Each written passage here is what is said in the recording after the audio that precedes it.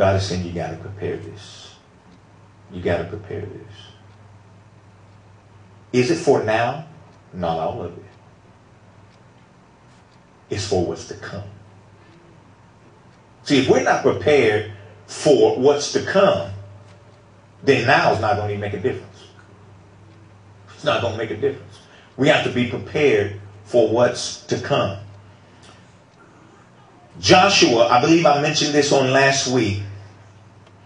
Joshua spiritually prepared for future victory. He spiritually prepared for future victory. Joshua 3, 1 through 5. The Bible says when Joshua rose early in the morning and they set out from Acacia Grove and came to the Jordan, and all the children of Israel, and lodged there before they crossed over. See, they had to prepare some things before they crossed over. They lodged there, and there were some things that they had to get in place. There were some instructions that they needed to receive from the Lord before they can cross over. Because see, sometimes we think we're ready to cross over, and we cross over and find out we missed out on one of the pages in the instructions, and we didn't put this thing together, and it's supposed to be standing straight and it's leaning like the Eiffel Tower. It's because we missed something somewhere.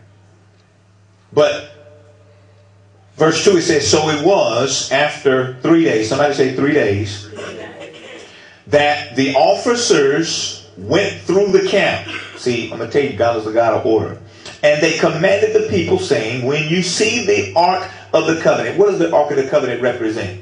The presence of God. When you see the Ark of the Covenant of the Lord your God, and the priests, and the Levites, okay, these represent people in leadership, okay, bearing it, carrying it. See, one of the things that I saw,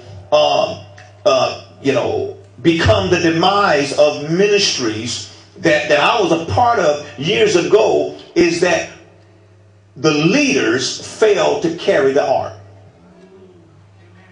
They failed to carry the presence of the Lord.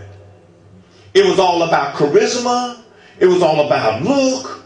It was all about, I'm talking about flamboyant. I'm talking about just haughty-minded and arrogant and all this, when the gift on the inside didn't come from them. It came from God, and it was for the house. But they began to prostitute and pimp that gift, and before you know it, it turned out to be a whole bunch of just unnecessary stuff. So when we read this here, if we don't look at just the words on the pages, but we look in the Spirit of God with what he's saying is that leadership, number one, first and foremost, has to be in the presence of God and carry, not on Sundays only, not on Tuesdays, not on just Thursdays and Wednesdays, but every single day. They can't just walk the walk and talk the talk. They have to walk it every single day. They have a responsibility. We have a responsibility. You're talking about giving up your life. Our responsibility is to cover the body in prayer. Cover your marriage. Cover your children. Cover your mind. Cover every single thing. And you can't fake this thing. You can't fake it. But when it doesn't happen, then that's when we see.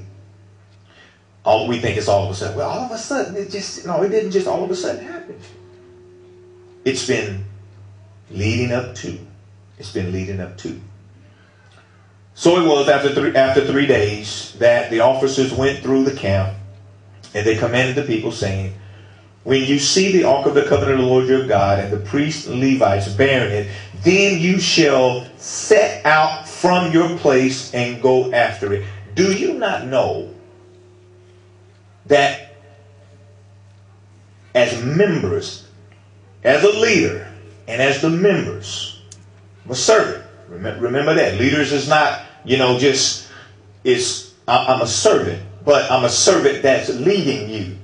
Okay? Do you not know that there are places that if you remain in this house, there are places if we don't go there, you won't go. Yeah. All right. And see, well, I tell you what, pastors will stone me to death from releasing this. If you are in a house, and unless by divine instructions of the Lord, he tells you to remain there and pray that thing through. If leadership is failing, because your first thing shouldn't be to just bail camp. Okay, I'm going to tell you that. Your first thing ain't to just jump ship. But after a period